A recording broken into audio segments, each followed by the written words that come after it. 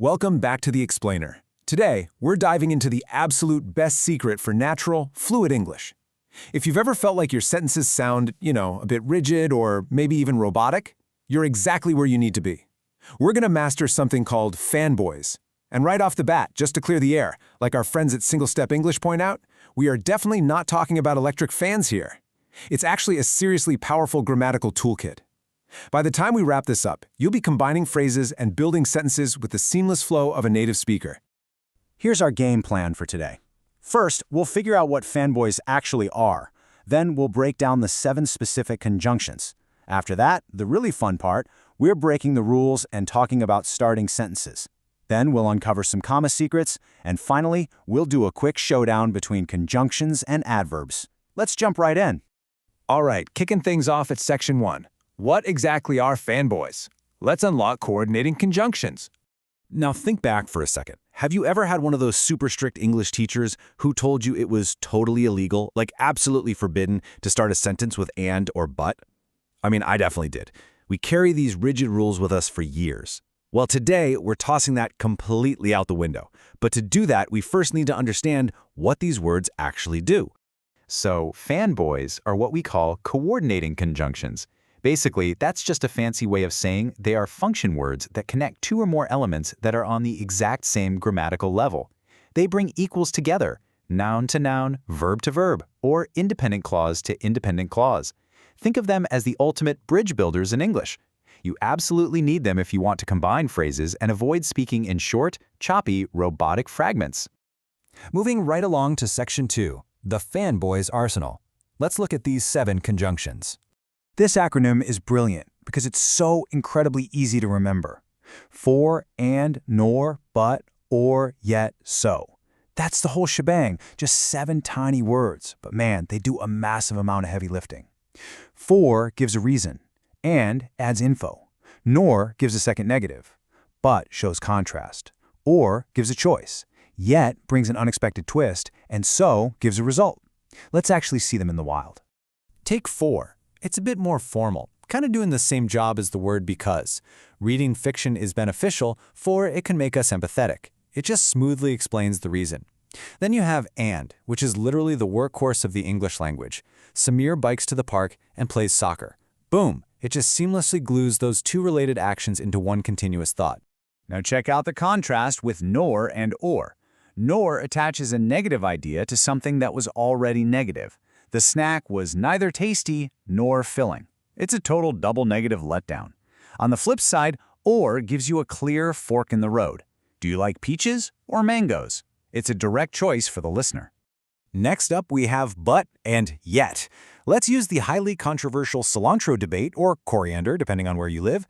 I love Thai food, but I don't like cilantro. But is giving us a direct, hard contrast there. Now, yet is very similar, but it sneaks in a little element of surprise. He stays up late, yet he always wakes up at 7 a.m. The twist is that despite the late night, surprisingly, the guy is still an early bird. And rounding out the group, we have so. You use this all the time in everyday conversation. The coffee was too hot, so I didn't drink it. It perfectly connects a standalone thought to its logical result. Cause meet effect. All right, Section 3. This is what we came for. Breaking the rule about starting sentences. Remember that strict teacher we were just talking about? Well, the grammar experts over at Grammarly have a major reality check for them. When it comes to starting a sentence with a fanboy, they plainly state, but that has never been a rule. Let that sink in. There's a really important nuance here. We need to understand kayfiyat tamaro robot fanbuis and lagawiya bidaka fisiaga bidayata jumla le damij ala barada spilingazez mush arabi. While Arabic relies heavily on adding wa at the beginning of sentences to keep a thought going, English uses fanboys at the start of a sentence to create polished, native-sounding transitions without turning the whole thing into one giant, rambling run-on sentence. Just listen to the rhythm here. Compare this first one. The town held a ceremony. This year, however, they had something special. I mean, it's correct, but it's so clunky, right? Now listen to this. The town held a ceremony, but this year they had something special. By kicking off that second sentence with but, you get this amazingly fluid, natural transition that keeps the reader moving forward without stumbling over heavy adverbs. Okay, moving on to Section 4. Let's look at the rulebook and unlock some comma secrets. Here are your 3 golden rules. Number 1, you absolutely must use a comma before a fanboy if you're joining 2 independent clauses. That just means both sides could totally stand alone as complete sentences. Number 2, skip the comma entirely if you're just linking single words or really short phrases. And number 3, if you're making a list of 3 or more items, that final comma right before and, the famous Oxford comma, is completely optional. It's totally up to your personal style. Let's look at this practically. I wanted something to eat. That's a complete thought on its own. So I looked in the fridge.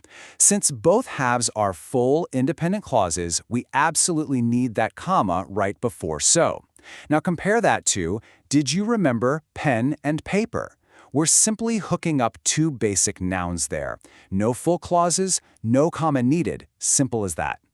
Finally, Section 5, the punctuation showdown between conjunctions and adverbs. This is a super common trap for learners, so pay close attention. Fanboys, like we've seen, are strong enough to connect 2 full sentences with just a simple comma. For example, eat. So I looked. But conjunctive adverbs, words like however, therefore, or moreover, they aren't coordinating conjunctions. They literally aren't strong enough to do the job by themselves. They require a semicolon before them and a comma after them, like this. Compost, however, some. Nailing this little technical detail will instantly elevate your writing from intermediate to advanced. And that wraps up today's explainer. You are officially armed with the Mythbusters Toolkit. You know exactly what fanboys are, how to punctuate them like a pro, and most importantly, that you have full permission to drop them right at the start of a sentence for that smooth, native English flow. So, I'll leave you with this. Which fanboy are you going to confidently use to kick off your very next English sentence? Don't be shy about it. Go experiment and put this into practice today. Thanks for hanging out with me and keep crafting those perfect sentences.